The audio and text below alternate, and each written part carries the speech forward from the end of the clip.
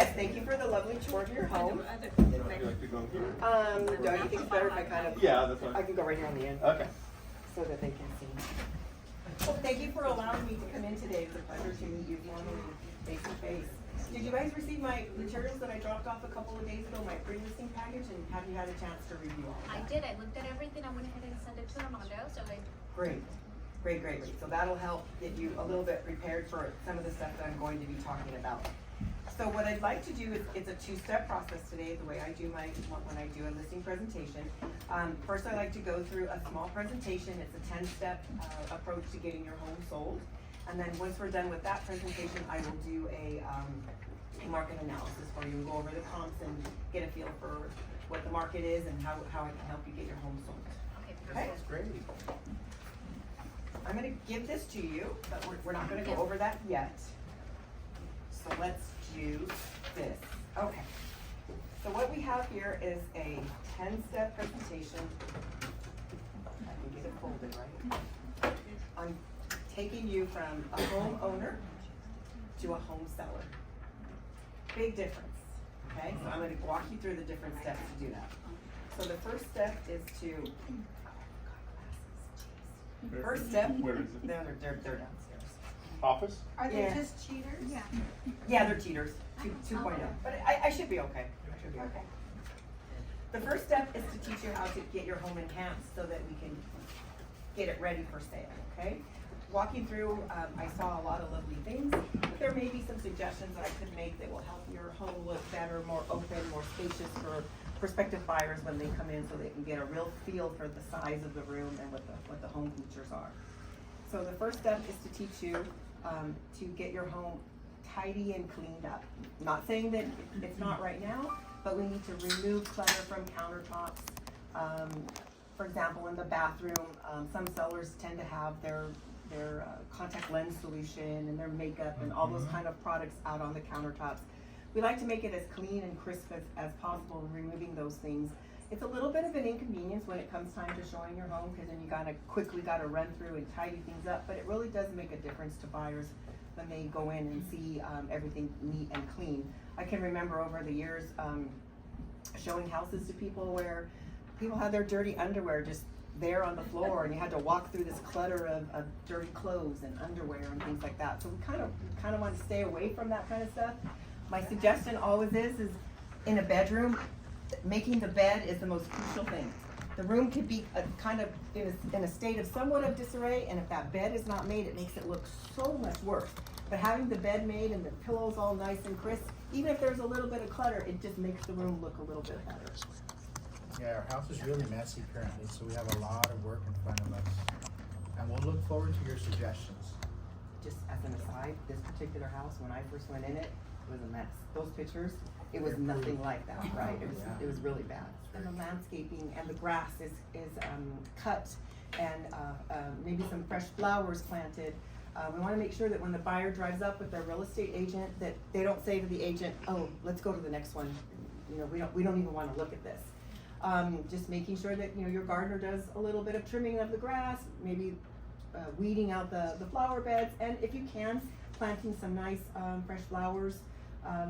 Colorful flowers always makes a difference, and it makes the home look nice and tidy, and people want to get out of the car and go in and take a look at the inside. That's easy for us to do on the weekend, right? Yeah. Yes, yes. That's a little bit about the landscaping, okay? The next step is coming up with a price. Price is probably one of the harder things that we need to work on. Oh, thank you so much. That we need to work on. So this little chart here is kind of interesting because at the this right here would be your homes that are currently on the market, your active listings. This would be your pending properties that are on the market but they've gone into an escrow status.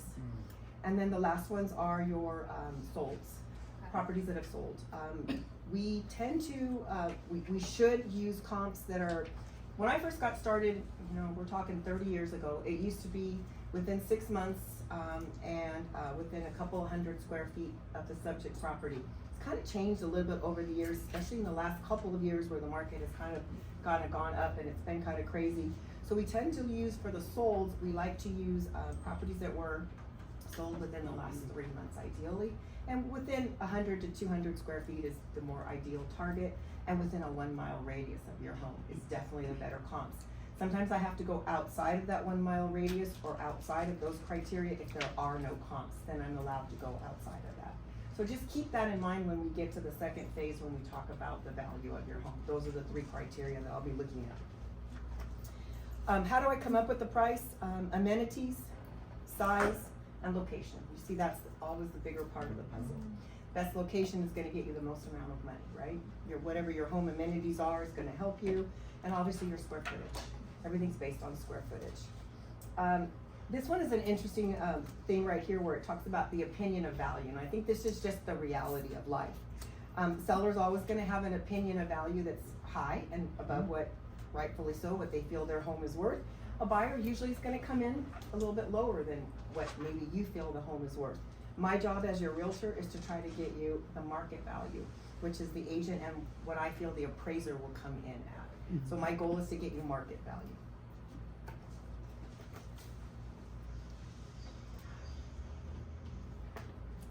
The next step is to get you exposed. Get you exposed to the most amount of realtors, the most amount of buyers that are out there, so that they see your home on the market and they want to make that appointment to come in and see your home. How do I do that? All of these different ways. Some of this stuff was in the materials that I dropped off to you the other day, so if you've looked through it, you just, should be a little bit familiar with you. But some of the more important things are, your home is located, excuse me, in the city of Downey. We advertise, our office and I advertise every week in the Downey Patriot. So you would have an ad in the Downey Patriot every single week. Downey Patriot circulates to about 25,000 people per week. So it's good circulation. Your home will be in the multiple listing service.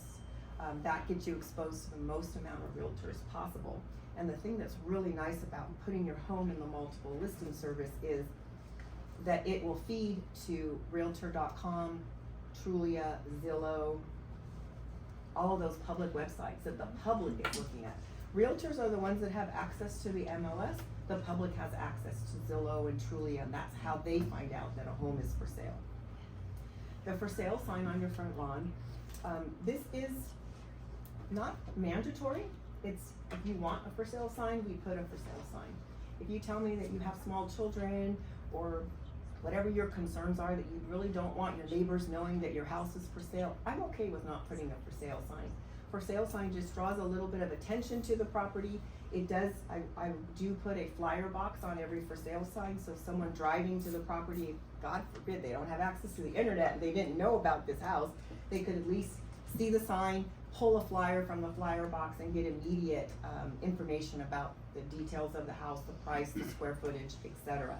But we can talk about that when we work on the listing contract, because it's a box that we have to check whether you want a for sale sign or you don't want a for sale sign. The e-blast. Nowadays everybody's on social media. There's Instagram and Facebook and Twitter and all those things. So I always make sure that we do at least one e-blast, ideally. First when it first comes out, and then as the listing progresses, redoing the e-blast with different photos and different videos and things like that, so that not only do my family and friends know, but the people that are all part of those social medias, the word kind of spreads. The most important thing right now is professional photography. In your flyer or your package that I dropped off a couple days ago, there is a flyer, and I think it's on the back side of this, about the importance of professional photography. To see, my iPhone can take decent pictures. We all have phones and we all take tons of pictures with our phones. However, my phone is very limited on filters and wider lenses, and sometimes a room needs a wider lens to capture the full size of the room. So having the professional photography, I think, is key to getting your home on the market, and a lot of realtors don't do that. A lot of realtors use their iPhone and put those photos on the MLS, and that's what goes out to the public, and it's not doing your home true justice by having a professional photography work done. The next one is the flyer, which I provided you samples of my flyers in that package that I dropped off, so you can see that your home has immediate attention on the front of the flyer. On the back side of every flyer is a hot sheet, and on the hot sheet it shows my other listings. So in your case, Your home would be on the back side of my other listing, so maybe if someone, went to my listing, on Sideview Street and they couldn't afford that, they flipped it over and they found the backside, and your home on Glen would show up, and that's a price range that they can afford, so it generates phone calls into my office so that I can get the home showed to those prospective buyers. That's great. Broker preview is kind of an interesting one, because when I first got started, it was something that our association of realtors did every Tuesday and every Friday. It allowed realtors to go in and preview a home before, well, it was on the market, but before it really got exposed. And it was a time period of like 10 to 1, I think it was, in the afternoon. And usually most offices had an office meeting at 9, and then it followed by everybody leaving and going on to this broker preview so that they could get a glimpse of a home and keep it in mind for a prospective buyer. It kind of went away, pandemic kind of made that go away, but it's kind of starting to come back. Our association has recently brought it back, so we can always get it on that, where lots of realtors can come in during a couple of hour window and preview the home before they do anything else. This is about the social media, the Trulia and all that. It automatically feeds there. I do 2,500 postcards around your home. So I take your address, 12745 Glen Avenue, and I mail out to 25 homeowners postcard about your home. Has interior pictures, has the details, the bedrooms, the bath, the list price. I have found over the years, I have sold many homes as a result of this postcard coming in the mail. A person may receive it in the mail, and they may have a family member who's been looking for a while, or a son or a daughter or something, and they'll call me up and say, hey, can I get my son or daughter in to see this home? I just got your postcard. A lot of times the for sale sign hasn't even gone up, and it's an immediate response that someone's calling for a showing. Staging is optional, of course. If your home is furnished like it is right now, probably we won't be going the route of staging, but staging is an option a lot of times when there are vacant homes, or sometimes when the home is a very large home and we want to make sure that people understand what the bedroom, this is the living room and this is a family room, and we put the appropriate furniture in so you recognize what that room is. Sometimes when the homes are vacant, you walk through and you're like, what's this? Is this the living room, or is this the dining room? So as far as your staging, do you provide for that, or does it come out of from us? I provide you the connections and the different contacts for do it. And sometimes sellers can't afford to pay it, so I'll front the fees, but usually it's reimbursed at the close of escrow. Okay. Okay, depends on every situation. Okay. So that is how I'm going to market your home. That sounds wonderful. Where do we find our buyers? Interesting little statistic, 52% come from the sign call, the flyers, the hot sheet, and of course the internet. Now the internet is the in thing. I mean, everybody goes online to check for anything, basically. 40% come from outside agents, so that would be from your MLS.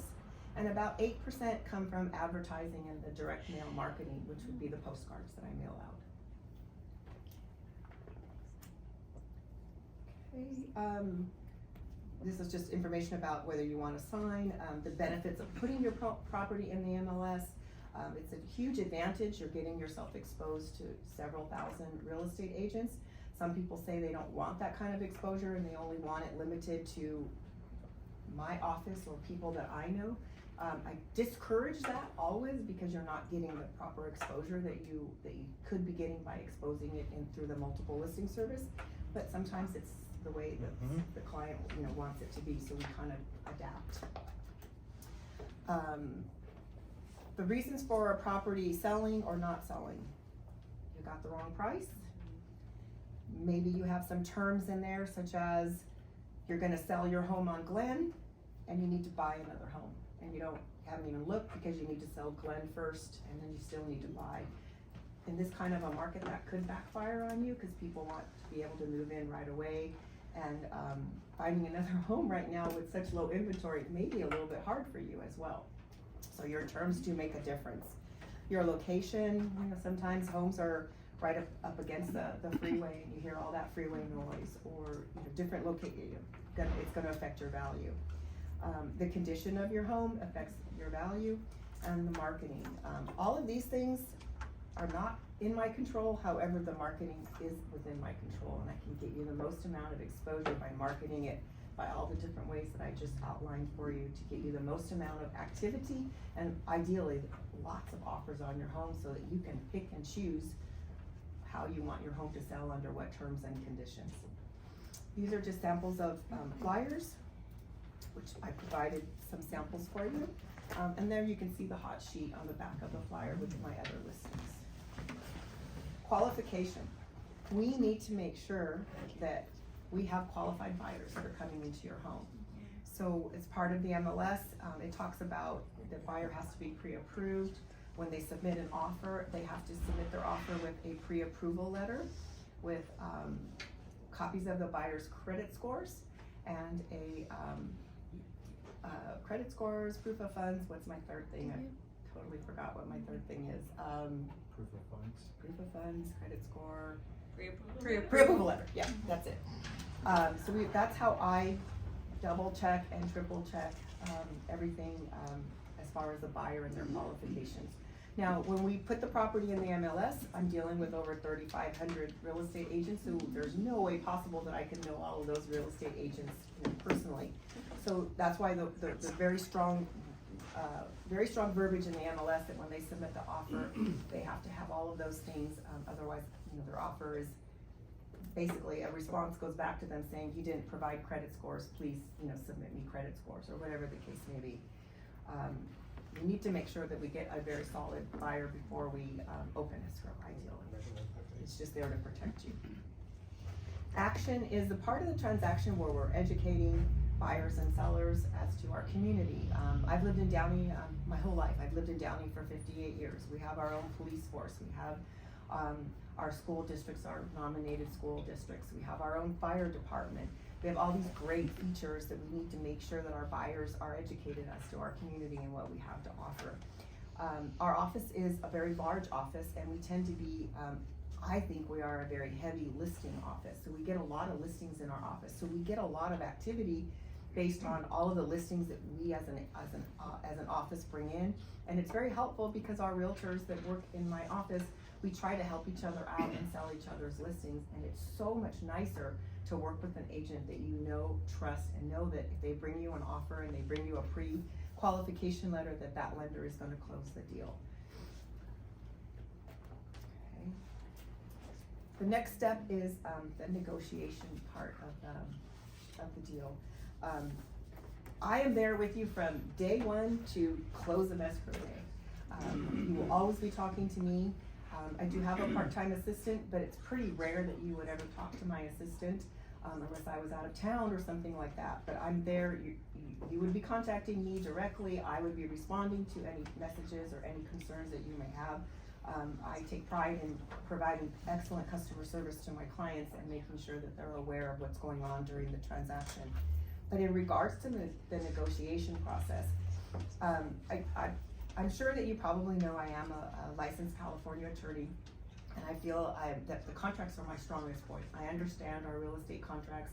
I know how to counter offer. I know how to draft the verbiage, and I'm pretty confident in what I'm doing 100% of the time. It's very rare, although over the years I've had to go to my broker for a question or two, I will admit, but I'm pretty confident in what I do. In the market that we're presently in now, it's very heavy offers. You're gonna get a lot of offers. 10 offers is not uncommon, it's very common. On my last few deals, it was in the neighborhood of 20 to 25 offers. So it's a lot of paperwork and a lot of terms that you're not familiar with. So what I like to do is I like to summarize all of the offers in a comparison thing where it tells you the very important parts of the offers.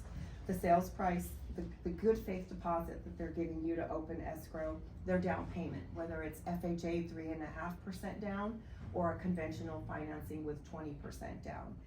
What type of financing, FHA or conventional? The escrow period, is it a 30-day escrow period? Is it a 45-day escrow period? I just had one last night that was a 17-day escrow period, so it can be all over the place. Whether they're asking you to provide a termite report and a termite clearance. It's important because that costs you money, especially nowadays with the cost of wood. And if there's any wood replacement that needs to be done on your home through the termite report, it can be expensive. So we kind of need to know that up front. whether they're actually asking for a home protection policy, and whether they have a contingency. Maybe they have a contingency that they have to sell their home, and it's subject to their home closing escrow, and then they can close your home. Important to know that.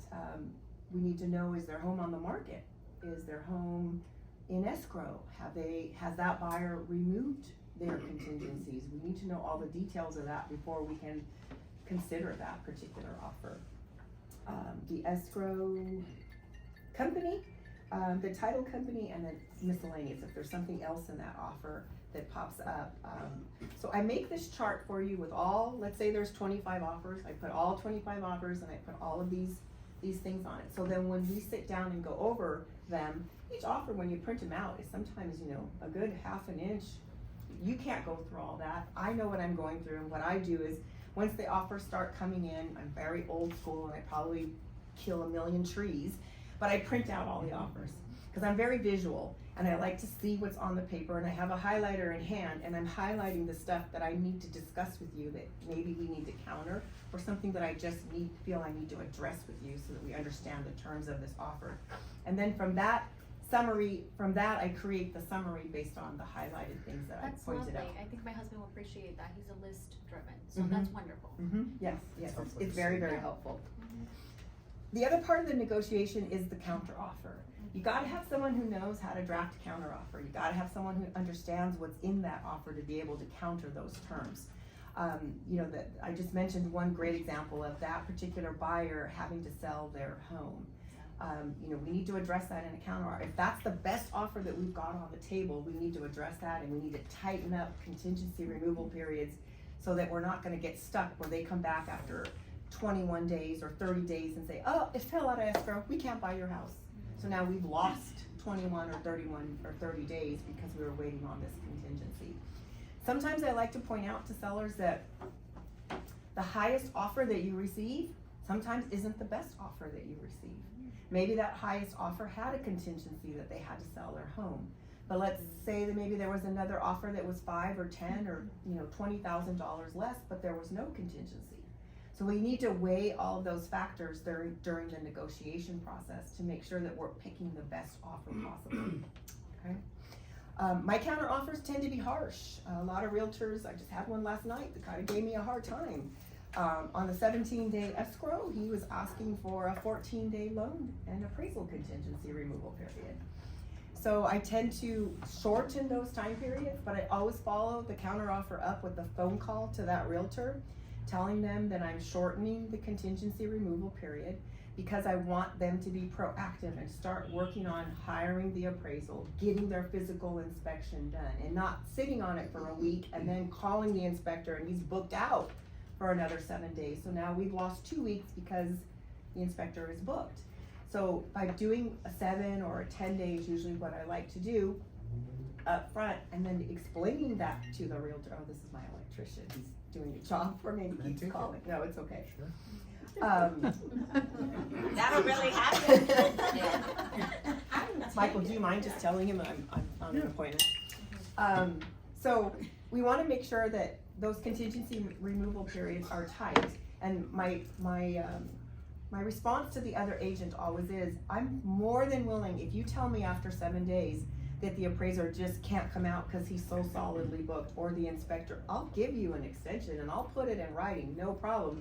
But I just don't want to wait the 14 or the 17 days and then you call and ask for an extension.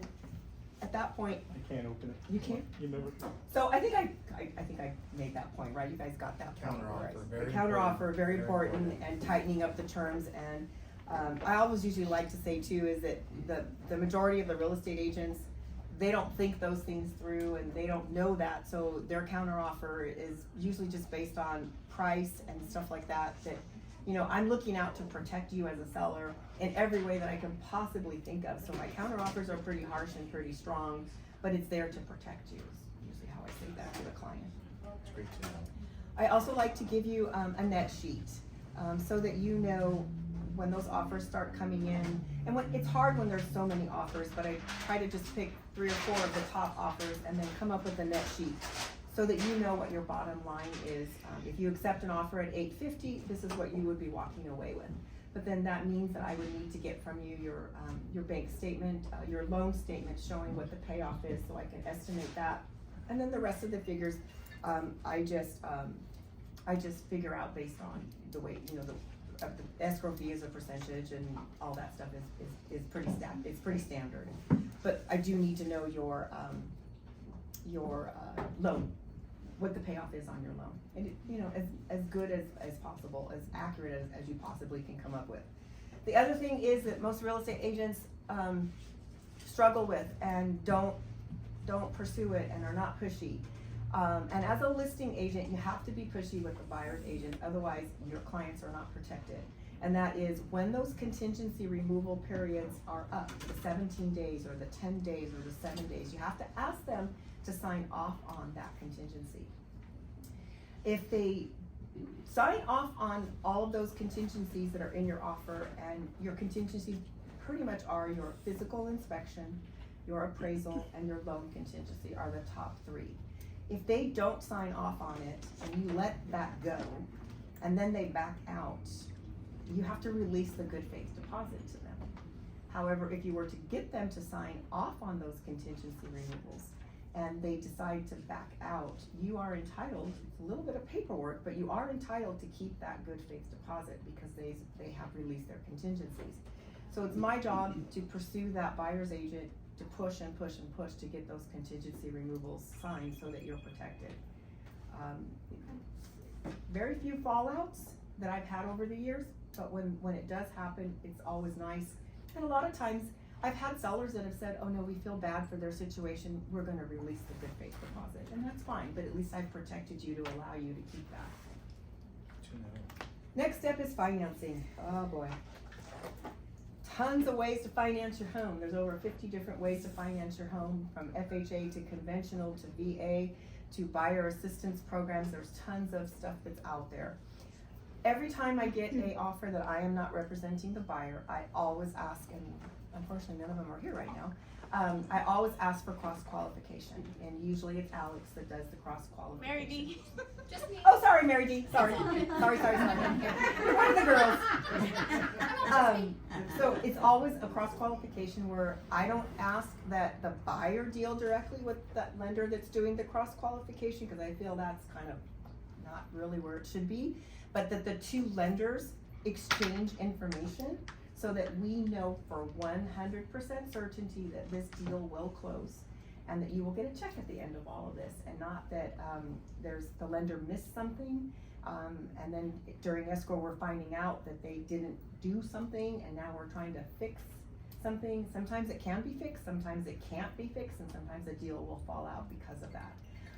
I find that people are very, buyer's agents are very cooperative with the cross qualification. I don't really get very much, I really don't get feedback from it. Everybody seems to do it.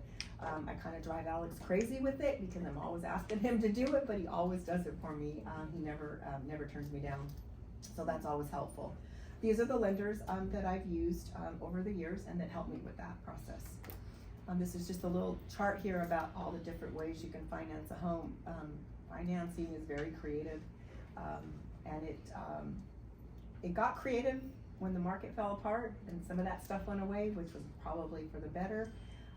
But I'm starting to see that 100% financing come back right now, and that was the whole reason why in 08 or whatever that was, that the market kind of crashed. So it's all Cycle. yeah, it's just all cycle. Yeah, exactly. The next part is you will have a worry-free transaction if you hire me. These are the different people that work with me at the office. Mel and Rita Verdelis are the owners of the company. They've been licensed for probably over 40 years between the two of them for sure. My title representative is there, the lender is there. Carmen is our listing and office manager. She is the person that will check every single piece of paper that I turn into her to make sure that the initials are there, the signatures are there, and if I've missed an initial on a page, she will send it back to me, and I will be Carmen, I really do say this, and I will be sending it back to you for a signature. Joey is our marketing person. She is the person that creates the flyers and the postcards, and she is also the photographer that will be coming out to your home to do the photography work, and she's incredible. She's an incredible photographer. She's got a keen eye for things.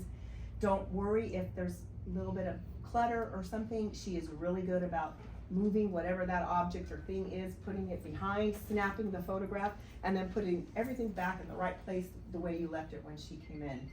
She will also do drone shots from above, and it's very helpful for buyers to see the street image and what's behind the property, and you know that whole view from the drone. And she also helps me prepare the videos, which will be on the MLS and on YouTube and on social media.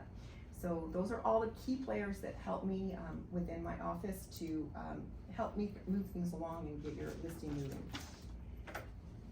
The amount of paperwork that we're gonna encounter during this transaction is quite a bit. So this is a list of all the listing paperwork that you will have to sign in order to get your house on the market. And then this is all the closing paperwork that you need to sign. The majority of the paperwork that we do for the listing also gets sent to the buyer.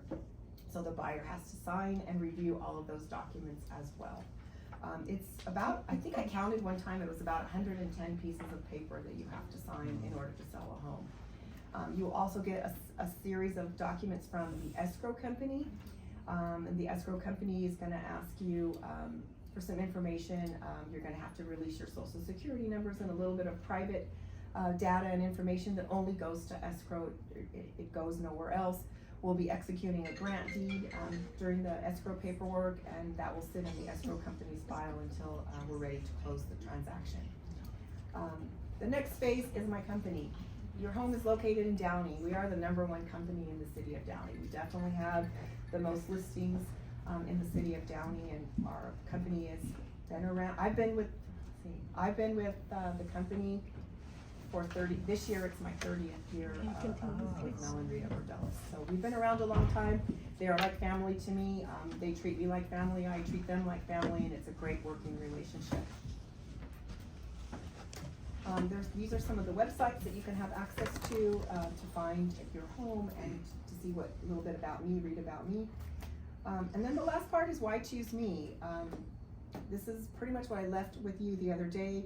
This is my resume, and it tells you a little bit about me, what I've been doing, what things I like. I like cooking, I like traveling, different things like that. Been licensed a really long time, and also as an attorney, pretty much the same amount of time.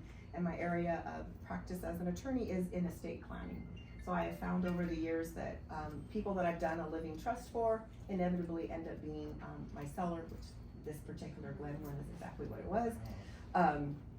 They end up giving me the listings, well, their children end up giving me the listings once the parents have died. So that's pretty much how I get a lot of my business. The rest is pretty much for you. At the end of every transaction, my broker does send out a survey, and I've been very fortunate to get very nice reviews and very positive reviews. And also, if you were to go on Zillow or any of those, Google, you would see some of the client testimonials that have all been very positive. And I'm very proud of that, to have a good track record that way. All right, if you're ready, we can go right into the market analysis. Let's hear it for Carrie, guys. I talk about Carmen, I talk about Joey, I talk about Mel and Rita, I bring up all that stuff. Very impressive. Your tone, your presentation, everything came across very confident, and I can see why you get as many listings as you do. So the reason why I do this binder is I find when I use this binder and follow this, I don't get a lot of questions. Yeah. I don't get the commission question. I don't. It's really rare that I get the commission question.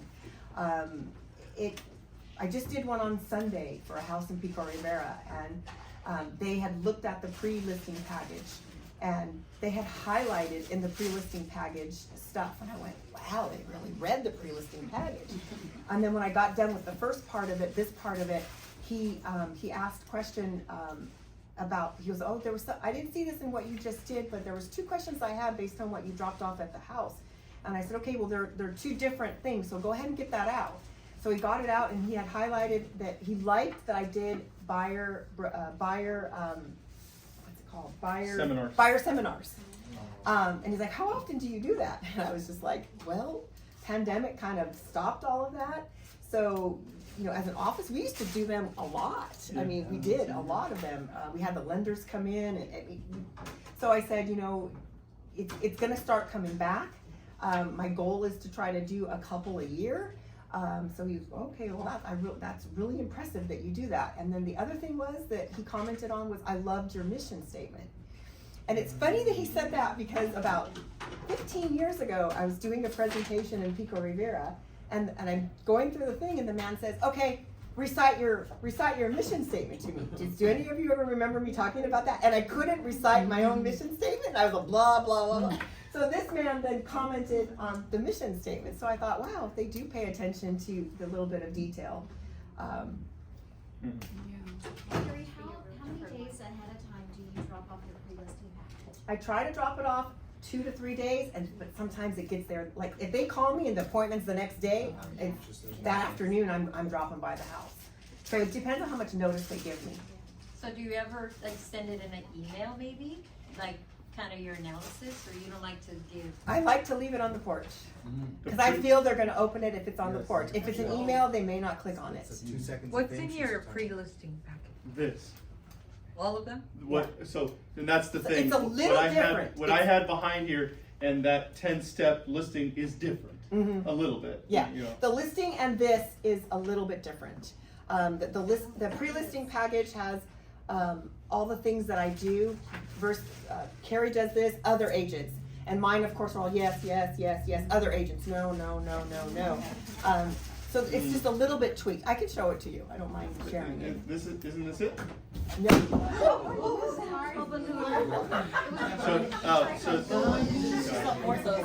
What happened? It's slightly different. The pre-listing package is slightly different. When a prospective seller does ask about the commission question, how do you respond to that? So my answer always is, the commission is 6%, I gotta go change. and it's split between the two. It's split between the buyer's agent and the seller's agent. And then I say, unfortunately, you as a seller have, as part of your closing costs is the commission. However, the buyer, they do, because it's like somebody just recently asked me, well, I thought the buyer paid for the buyer's agent commission. No, the buyer has their own set of closing costs, which basically have to do with the loan, the down payment, and all of their closing costs. So the seller always pays the commission, and it's usually split between the two parties. And sometimes it just ends at that, and then sometimes the next question is, well, do you offer discounts, or do you lower that rate? And I usually say yes, the commission is negotiable, and we can certainly come up with a plan on how we want to handle that. You know, that's usually how I say it, is we could come up with some sort of a plan on how we're going to address that issue. I've had them where they've asked for really low commissions, like 3%. And my answer always is that I have to discuss that with my broker. I can't go that low without discussing it with my broker. And sometimes it just dies, and then they'll just say, okay, well, we'll go with 5. And then if they really insist, then, you know, I always make the call to mill.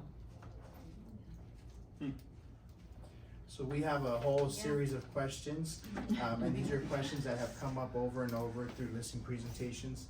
They're not an attack at Carrie's presentation at all, but we're gonna really go into seller mode now. Okay. Okay, ready? So, Carrie, thank you for your presentation, very great information. You know, my wife and I, when we sell here, we're gonna be moving to Mexico, but if we don't find a home, we don't wanna be homeless. What happens then? So we would make your counter offers subject to seller finding a replacement home, and both escrows to close concurrently, so that you're protected. If you don't find that home in Mexico, you're not obligated to sell to that buyer. And if we decide altogether to take the home off the market, are we going to be out of pocket any expenses? No expenses whatsoever. All the fees that I've incurred to get your home on the market, the photography, whatever fees I've incurred, I will never ask you for reimbursement. Oh, that's really good to know. That's really good to know. Do you have another question, honey? Well, I do. I wanted, Honey? well, I would prefer not to pay a lot of percentage for the sale, or we do have a family member that's also a realtor, so we wanted just to kind of discuss what is the lowest percentage you're willing to go. So what is your family member willing to do? So they're willing to go up to 4%. And are they experienced? Have they been selling homes for a long time? Is this their full-time job or is it a part-time situation? It is a part-time. So you have to always remember that someone who's doing real estate part-time has a day job. And when they're at their day job, they're not gonna be able to answer their phone and deal with realtors. We agents that are full-time agents, we work during the day. So we might be calling to make an appointment to show, or we may be scheduling something, or we may be trying to get an offer to you that if your agent can't get to it till after 5 or 6, we may have already gone out and found another home and may not even wanna buy your home. So I would be very careful when you hire someone who's part-time. And secondly, someone who's a family member, or I even like to say a very dear friend. When something goes bad in the transaction, it's very hard then to deal with your family member about a problem. And there's gonna create animosity, there's gonna create friction, and you're not gonna get anywhere. So it's never good to do business with family and friends, and it's just for that reason, because if something goes bad, then you may lose your family member. You may not talk to them for a while or forever because of this bad transaction. So I will work with you on coming up with what I think is fair, but remember, you're getting me, Carrie the realtor, and Carrie the attorney, who's gonna really protect you, and you won't end up in court once you're done with my transaction. It'll go through very, very smoothly. That's really That's good awesome. to know. Thank you. So Carrie, if we list our home with you, are you able to do open houses every day until it sells? If that's what you want. And that's something that I always tell my sellers. I'm not in it to do an open house. If you tell me you don't want an open house because you don't want your home out there exposed to all these different people, and you don't want your looky-loo neighbors to come in and see your home, I'm fine with that. But if you tell me you want an open house every day, every weekend, every Sunday, every Saturday, if I physically can't do it, I have 60 agents in my office who are always willing to help me out and do open houses. And this goes with what my husband just mentioned. We don't want to be stuck in a long contract. If we wanted to get out of it within 30 days, would you be okay with that? I would be fine with it. I have to always have to remember one thing. I'm just your realtor representing you. The contract is owned by my broker. So I would always have to go to my broker and ask for to be released from the listing contract. But I've never had him deny me any kind of request like that. If you feel you're not ready to sell and you want to go off the market, I will more than likely work with you to get it off the market and release you from the contract. But I would hope that if you ever decided in the future to put it back on the market, that you would still come back to me and contact me. Thank you, Carrie. And now that you've seen our house, do you have certain recommendations or repairs that we can make before we list it? And then also, do you have maybe a painter or a plumber I can call? Yes. I do have some recommendations for you. And we'll go over it. We can walk through and I'll show you exactly what I mean. A couple of the rooms are very cluttered, so I would like you to try to remove a couple of pieces of furniture from a couple of the rooms. I do have painters, plumbers, electricians. I have a whole list of people that I've worked with for over 25 years who are very reasonable and fair and will treat you very well. That's You good wouldn't to have to know. worry about that. Because we really got screwed over by the last guy. What's his name, Gabe? I have another question. If eventually we sell our home for $800,000, what happens if the appraisal doesn't come in for $800,000? Are we responsible for coming down in price? Yeah, you very well could be. And one of the reasons why I asked to see proof of funds, what we talked about in my little presentation a few minutes ago, was I like to see their bank statements because I like to see how much cushion they have in the bank. So that if we get a buyer that comes in and buys your home and they are in love with your home, this is the home of their dream home, right? And then we get an appraisal problem. It comes in, let's just say, let's give it $20,000 difference. If that buyer doesn't have the cushion in the bank to come up with that $20,000, we are going to lose them because they can't go forward. So when we look at offers, we need to keep that in the back of our minds, and I will help you to remind you of that we need to make sure we get a buyer with a little bit of money in the bank so that if they truly love the home and it's $20,000 difference, there's a very good chance we'll get them to say, all right, I'll cover that $20,000. That's scenario one. Scenario two could be, they say, let's split the $20,000. You come down 10,000, we'll come up another 10,000. That seems reasonable. So we can work that out, but we gotta have the right buyer that is in a financial position to do that. Very good. That's very helpful to know. Now, I noticed in your pre-listing package that you also manage rentals. Would you recommend I rent out my house instead? Hell no. We get this question a A lot. lot. Really? This comes up. It's always an option. The rental market right now is extremely high, so you will get probably top dollar. My You neighbor prob- pays $3,000 a month. Yeah, you'll get top dollar, you'll have cash flow, but do you want a family coming into your home? Do you want that wear and tear? You know, I always say that homeowners take really good care of their home, and their carpets are clean, and there's not a lot of spots and things like that. You get a tenant in there, they're not gonna care about your carpet. I had a tenant one time on Lakewood Boulevard in Downey who brought his motorcycle in the living room and changed the oil, literally, not lying, changed the oil on the living room, and the oil went everywhere on the living room carpet. And I went in and I'm like, oh my God, what happened here? I mean, so you just don't know the wear and tear that these tenants are gonna create on your home. Everything's fixable, but at a cost. Yeah. So you have to weigh that to see if it's worth to rent, or is it just better to take advantage of this really good market right now and cash out and get some good money in your pocket and move on to Mexico. That Good sounds answer. great. That sounds really good. How long do you think our house will be in the market for? The way the market is right now, I estimate that we should, if we price it right from the beginning, and that's the key right now. If you overprice it, like I had a listing in La Habra that was overpriced, and it sat for almost 30 days before it got any activity. Price reduction was warranted and then started getting activity. So if you price it right from the beginning, you should get offers within the first week to 10 days, and you should be able to close escrow within a 30-day period. Well, I have heard of properties that are actually listed under price to create some activity in that. Do you do that technique, or how do you feel about I that? try not to underprice things. I try to be fair. I try to look at the comparables, and you can see from the market analysis there, it's gonna tell you what the high and what the median range is and what the low range is. I always try to go somewhere in the middle so that we're not grossly underpricing things. Cause that just creates a ton of activity and it's just chaos. It's not, you know, it's not really necessary. It's a strategy, and we would discuss that if you wanted to go that strategy, and then we would try to do it so that it's not so grossly underpriced, but somewhere where it should be, somewhere right in the middle. One thing my wife and I were discussing is the really low rate we have right now of 2%. Yeah, that's great. Do you have any suggestions? Cause I know rates have really gone up. What do you recommend? In what regard do you mean? When we go out and buy, Oh, when you go out I'm and buy. worried that we're gonna get such a high rate, and I really don't wanna give up the current fixed rate I have with my wife on my mortgage. So finding a 2% interest rate right now is really unheard of, okay? So you need to shop it around. I would recommend that you go to 3 or 4 different lenders. Maybe go to a bank, maybe go to a couple mortgage brokers, and then try those online options, the Rockets, those kind of lenders.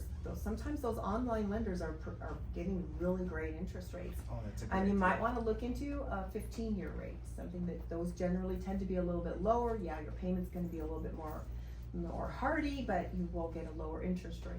And we'll have a large down payment to use, right honey? Right, the down payment will definitely be key for you guys. Great. Okay. All right. Well, you've covered a lot of my questions. Let me see if my cousins out there have any questions. The extended family. Any friends and family have questions? Shoot 'em. Go ahead. I'm ready. Damien, I know you have a question. Damien always has a question. It doesn't have to do with, I mean, when you stage the house, you charge them at the end? Do they I have pay? never, in 30 years, I Do have they never pay the staged a house. cost? I don't know, Michael, how do you do that? Do you charge them at the Yeah, end? so I put that question on our questions, Uh, how does staging work, and actually, will you pay it? Cause I've been asked, will I pay it? So the way I handle it is, exactly what she said. I have vendors that will do this for you. And then I'll say the cost, which I just realized the other day, it's caught up. So, you know, it starts at around 2,800 and up.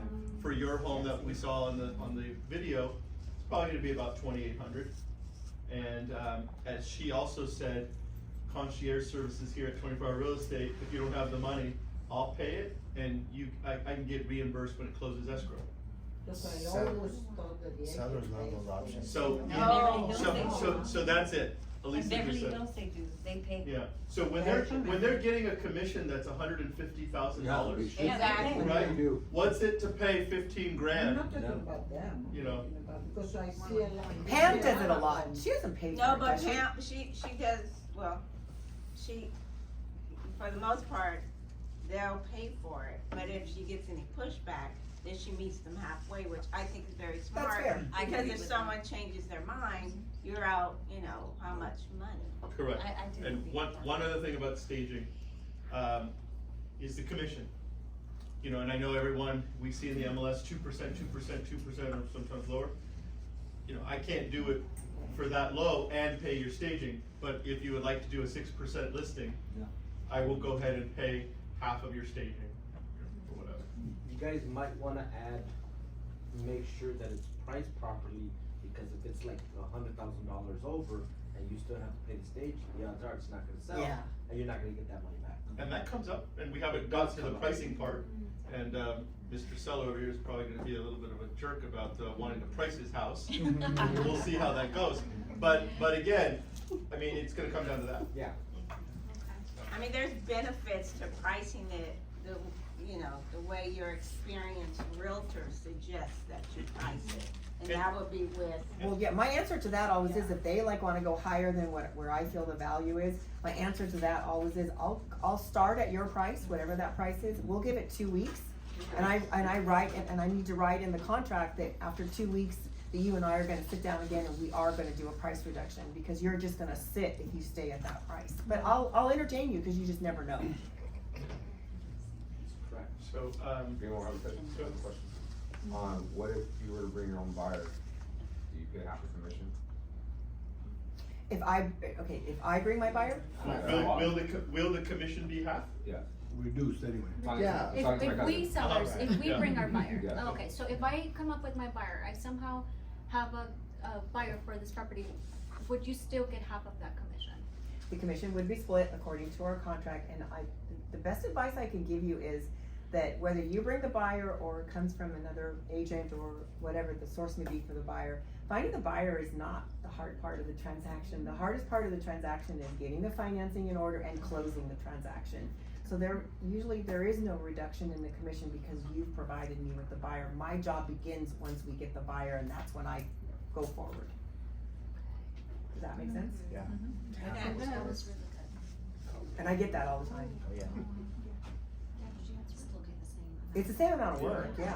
You're, And so, the subject house is the one you saw. I put the tax sheet for everybody on the board, okay. and so go for it. Okay, so now we're gonna go through the comparables, and so we can try to come up with a list price for your home. So, you don't even have to look at that. So the first part of that little binder thing is everything that we just talked about in my little binder, so that you can go over that and review that at your leisure if you have any questions, or maybe it'll trigger a question to me. But now we're gonna go over what your home is. So I pulled this from public records, and your home is a 3-bedroom, 2-bath home. It's 1,720 square feet, and the lot size is 7,003. A lot of sellers don't know those details, so that's why I always make sure that I put it in your package so that you have that information. It goes in to tell you who the record is of the title, and the assessed value is what you're paying your property taxes on. And towards the bottom, it'll go through if you have loans and what those loans are. I think this house has a reverse mortgage on it, okay. Oh, yeah. Interesting side note to this is this particular house is, you see how it says Sepe Marcia Living Trust and then Sepe Willie P. So Marcia and Willie were married and they were gonna get a divorce, but it never happened. And they ended up doing a deed where they gave it to them as tenants in common, and they're both dead.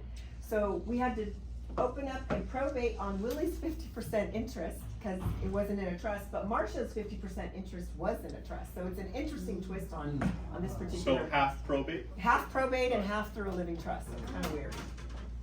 So that's just data that I'm pointing out to you so that you know I'm basing this on 1,720 square feet. and a 7,000 square foot lot. Now, in walking through the home with you, you brought up a very interesting point, which we need to do a little bit of research, and a buyer's agent more than likely will research this. You indicated that one of the bathrooms your father added on and it was not permitted. So I need to go down to the city and pull some permits and see where we're at with that. And your garage, you indicated to me that your father, made it into a living quarters. He converted it from the outside. It's a good thing. He left it to look like a garage from the outside. But once you open the walk-in door, you can see that it's just one big area, one room, and a bathroom and a closet. There's no kitchen, but you told me that was done without any permits. I think I have in the MLS some pictures of the bonus room, just so you can see, Michael. So that's something that we're gonna have to address because those items are not permitted, an appraiser is not going to add any value for that. Now, I'm not sure how this could play out, but right now, Governor Newsom has this new laws in place that a garage can be converted into an accessory dwelling unit. So this is already done, right? And it can be up to 1,000 square feet, and there's great criteria that I think this home would qualify for an accessory dwelling unit. Now, the buyer may just leave it like that and not go to the legality of getting it permitted, because really from the outside you can't tell. But that's something that a buyer's gonna have to address, whether they're gonna have to go through the trouble and the fees to get it permitted and make it legal. It's just an aside, I'm just kind of pointing it out to you. Those are the issues that the realtors and their buyers are gonna be asking me, is it permitted, is it permitted? The bathroom, probably no one's gonna notice, because it doesn't look like it was added on in any way. It's part of the bedroom, and it doesn't look like it's been an add-on, so we might not get questions about that. Public records does show that it does have 2 bathrooms. However, that bonus room garage conversion, I think, could be a possible issue for us, so I'm just pointing that out to you. Okay, so then if you go to the first page of the actual, under the tab of comparable sales on that. And by the way, this was done, Yeah, I did this on May 8th.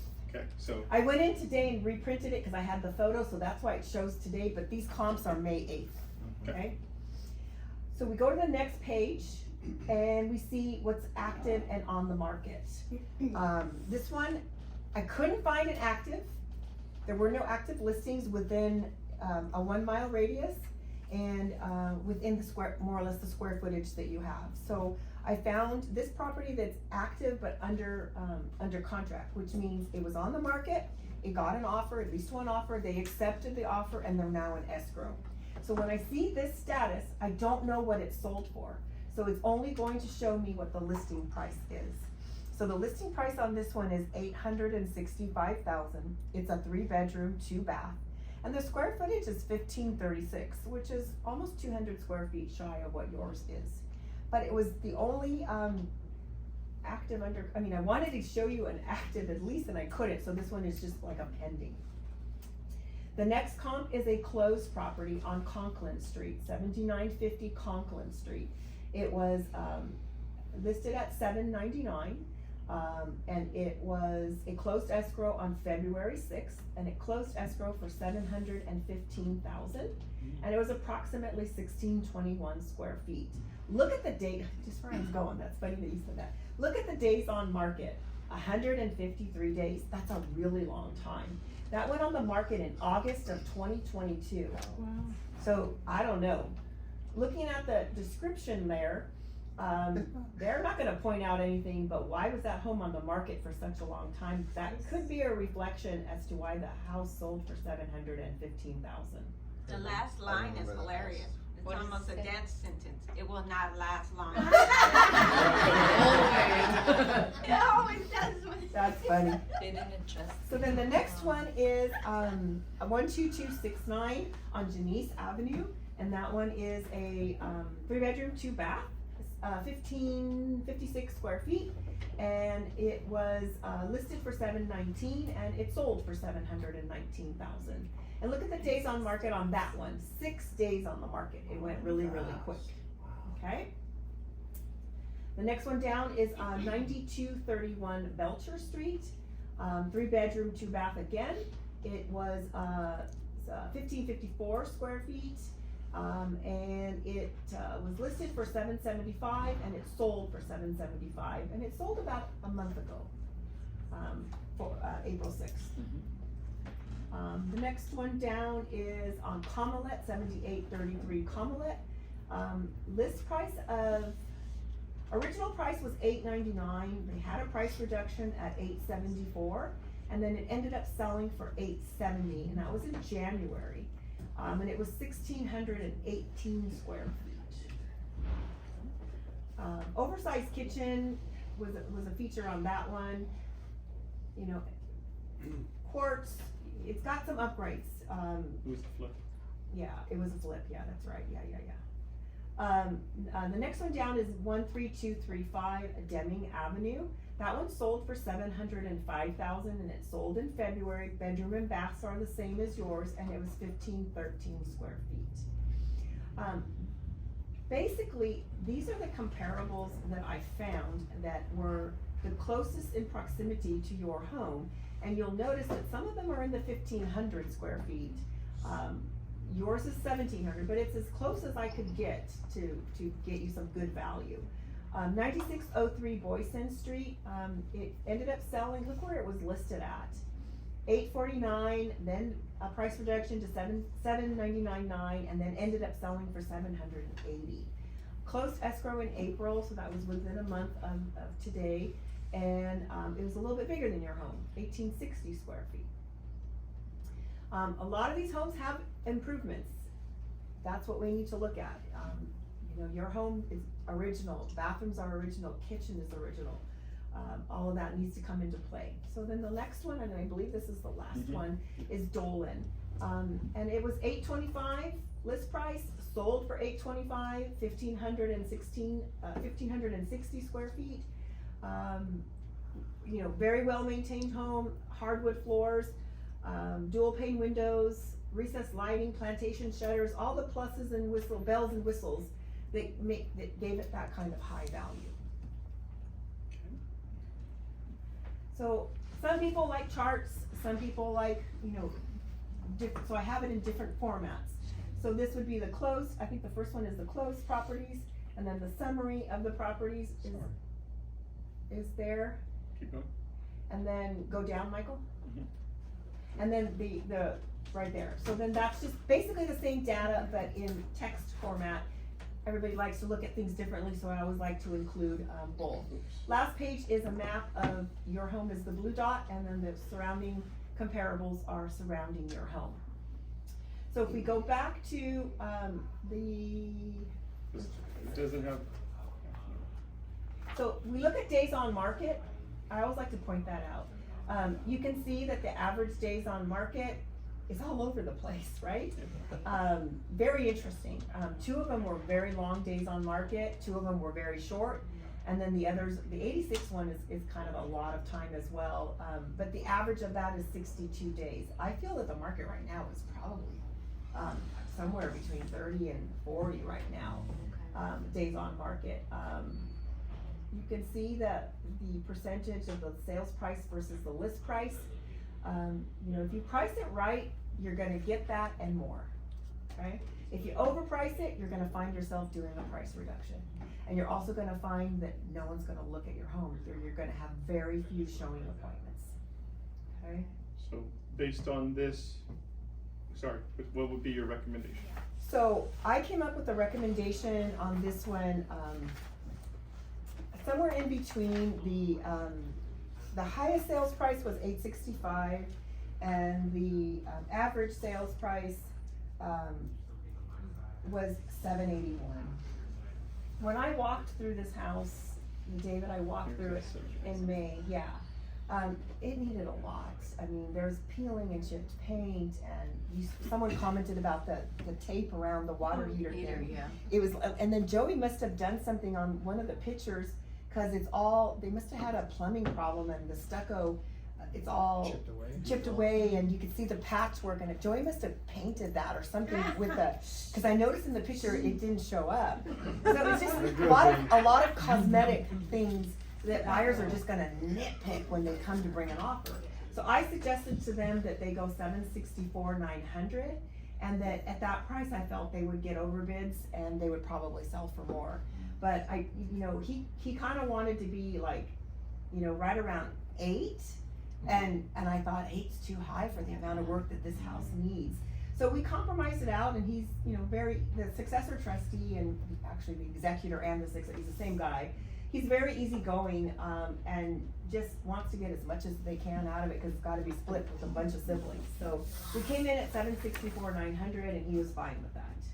And then when I went in to go do the photographs with Joey on last Friday, I was pleasantly surprised at how much he cleaned up. I mean, the stove was 6 inches thick of grease and dirt, and the kitchen was really dirty, and he cleaned it all up pretty nicely. So we still kept it at that price, and we've already got one offer. Question is, when you have a lack of comparables to use, do you first get a wider area, or do you go further back on a date? I do both. I do both, exactly both. When I first do my search criteria in the MLS, I use the map search, and I use 1 mile radius. Yeah. And I see what that gives me, Nothing and there if that that doesn't kinda give me do anything, that. then I start Nothing there that expanding. you go back in time, so. Yeah, and then I usually run to Michael for a value check. I mean, the only problem with that is if we go back in time, I've had issues where, I give comps to the appraiser, I say, that's too old. Yeah. Well, there's nothing else, what are you gonna Right. do, Yeah. Or sometimes if it's on the border of, Downey or Pico or Yeah. something, sometimes you have to go to that other city to pull comps, and then you point that out to the appraiser. And you know the appraiser's answer on going to a different city though? It's a different city. No, but when they'll allow it? When there's no comps. Same school district. Oh, really? Oh, Yeah, okay. so like, Oh, the Carmont if you're- condos or whatever, yes, yeah. or like, you're in Bellflower and you wanna use a Downey comp. Well, there's part of Bellflower that's actually Downey Unified. Yeah. So you can get away with using something on this side of Foster instead of on the south side, which is Bellflower, something like that. Yeah. What if their kids are using an address in So any questions, Mr. and Mrs. Song? Well, I do have one question, Carrie. So I had a neighbor who has been telling me when I'm gonna sell my property, She's always wanted my property. So I wanted to know, I feel like my house will be worth more money. Sure. What do you think? To list at that price, I think it's a little low. What do you recommend? Sure, if you strongly feel that you want to try at a higher price point, I am very open to putting it on the market at your price point. But I would like to get something in writing that if we put it on the MLS and 2 weeks have gone by and there's no activity and there's no offers, that you and I would sit down again and come up with a price reduction. I think that makes sense, right, honey? That way we can say we tried. I can't guarantee that you'll get that price or that you'll even get anybody to come in the door, but let's at least try. That way you'll feel better about the situation, and I'm fine with that. Yes, I would like to give it a try first before. Yeah, let's start at $1 million, they'll see they'll see the gold-plated toilet, and they'll love it. Yeah. The holy water in the toilet. Yeah. Any more questions? How often do you communicate with us once we list the house? So I communicate as things start happening, and if nothing is happening, I will communicate with you that nothing is happening. Probably one of my biggest faults is when there's problems, I try to get the problem resolved before I even communicate the problem with you, because I want to carry the weight of the problems and not, if I tell you about something that I know I can fix, then if I tell you that, you're gonna be so concerned and so distracted and so you're gonna lose sleep at night. So if I know it's something that I feel I can get resolved in a relatively short time, I will go ahead and get it resolved and then let you know about it after the fact. But I do like to communicate at least once a week, and generally it's on Fridays. However, if nothing has happened during the week, I will still communicate with you on Friday, but if stuff does happen, I will communicate immediately with what's going on so that you know what's going on. I usually tend to send you a lot of, once we do the initial paperwork for the listing and we sign everything wet ink, a lot of the stuff will be signed electronically if you're open to that. And if you're not, I can always come by and we can sign everything in person. But I like to communicate with you, when I'm I'll usually send you a text message saying, you know, I'm sending you this form that needs your signature. If you have any questions, please call me, so that you know to go check your email once you have an opportunity to check your email. That's very good, because we like constant updates. Oh, you do? Okay, Yeah. well, that's good to know. So I will always keep you informed. Some people don't wanna know. They just say, let me know when there's a problem. My wife's always on the phone, so you Yeah. can contact her. I'll be the best one to contact with. I'll just forward some information afterwards. Okay, Yeah. that sounds funny. Yes, so I do have one last question. So we did interview a couple realtors prior to you, and the realtor that we spoke to last time, earlier, she did give us a higher price to list our property. Okay. It's a little bit of a gap. I don't know how we feel about that. How Did you look at her comparables compared to my comparables? we did. Did she use comps that I didn't use? You know, I would have to look into them closer. If you'd like, I can sit down with you and go over those, you know, her market analysis versus my market analysis. Perhaps they've used comps that are old or that are out of the area. We always wanna use apples and apples, not apples and oranges. So we wanna make sure that the data is correct in order to come up with a price. Okay. And if they were to be similar, what is the next step for us? Well, What step would you take? then we would then have to sit down and come up with what you feel is comfortable. I'll work with you on what you feel is comfortable for you. Okay. Any other questions? So part of the reason we're moving is because we don't like our neighbors. Do we have to disclose the gangbangers that live next door? These things Okay. come up. Or the barking dog next door. Okay. Do we have to disclose the drug use next door? So that's a very interesting question. Once you start telling me stuff, then we do pretty much have to disclose stuff. I didn't hear that. So, I mean, a perfect example I can give is I had a seller, I don't know, it was probably 15 or more years ago. She had a Quill condo on Quill Drive in the city of Downey. And she had a neighbor that, when the neighbor came home from work or left for work in the morning, or just coming and going from the house, she always slammed the door. And the door made her house vibrate a little bit. And she wanted to disclose that. And she made such a big thing that she wanted to disclose that. Well, if it was bothering her, she was a light sleeper. This person got up to go to work real early in the morning, and it woke her up every morning.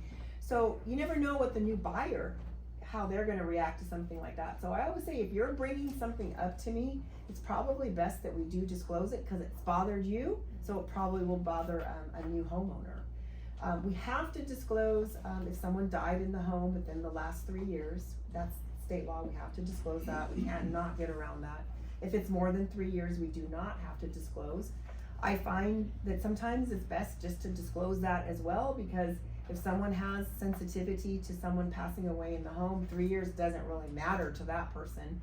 And usually what happens is, buyers buy the home, they start moving in, and the neighbors come over and say, oh God, did you hear how Sally passed away? You know, she was murdered in the home, or whatever the Gangbangers. You know, so you're always Neighbor killed her. disclosing things like that.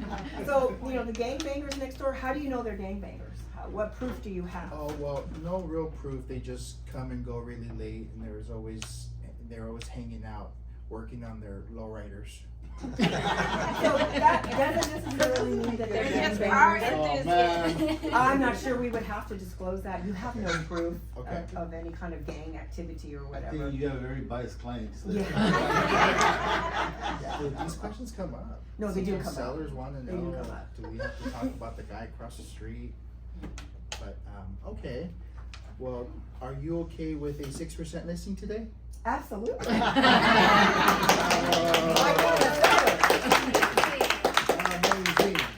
Yeah, so,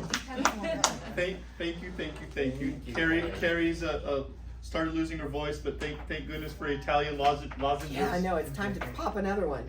So appreciate it, and like your also answer, to be under Carrie. this. I mean, I know we know each other, but still to be under. I learned from Rita, To guys. do this I learned for everything 30 I know from Rita. Yes, actually, me too. Uh-huh. Comments? Oh, I was just saying, I love her response to the other agent that had comps and how she Correct, was I agree. able to easy breezy just bring it up where now they start doubting that agent Mhm. without her Mhm. slamming the agent. Comments I wrote, I was taking notes, I wasn't texting other people, I swear. Is the book, that was for most of you know where she got that, but some of you in this room don't. I know exactly. Go dig mine out. So, that, yeah, We have the old version. right, so that is from, Judy, right? Judy Judy Camp. Camp, from it was actually like 15 to 17 years ago. Yep. my Bible. And so that's why this was different than the inserts that she gives, part of her pre-listing or what have you. That's why it was different. And so it's a 10-step thing, and it's very good. Okay, comments I wrote down. So the one thing in there about outdated maybe would be the 52% by sign. Yeah, I know. That she's pulling that out of thin air from 15, back then. 17 You're years right. ago. So that probably changed. What was I gonna That is say? like thin air, I thought you were gonna say. Okay, I thought this was good. She talks about the office and how it's good to work with other agents in the office because it goes smoother. She didn't say this, but right, like exactly. Or like if there's an issue, I can go down the hall to her office or his office and deal with it. Part of this is you're not just trying to impress Mr. and Mrs. Seller, you're trying to educate them and make them feel comfortable with the process. So she does a lot of that. And showing her just value. educating and value. And I wrote that down. So the charting with all the offers, I thought that was good. That's a good thing to say. I use that one that's on win forms. I mean, the I summary. use that format, yeah. Yeah, and using words like protect you, that's really, really, really good. The lawyer thing, wish we all had that. Yeah, That's a good one, that's right? unique to me. It is. We work with the lawyer. That's right. That's right. We do. We do. Can we say I was almost a lawyer? When it came, I thought when it came to the commission, the fact that she instantly said, "Are they full time?" Yeah. Right? To put them, without knocking them, but knocking them, right? They're below me. I'm not a lawyer. But Well, I mean, just that they're not going to do the same job that I am. Thought that was good. You do more of blaming the broker or having to go to the I do. broker than I do, I always do. and it's okay. Well, years ago, so the reason why it's 6%, and I'm really, I state that very emphatically and try not to waver from it, is because, I don't know, about 20 years ago, Mel pulled me aside one day and said, Carrie, why are you giving up commission? Cause I would just okay, whatever, and so he's like, you need to start at 6% and then try to negotiate down, cause I would usually start at 5 and then negotiate it down, and he's like, it's just, so once he gave me that little lecture, I was like, okay, that's all I needed to hear.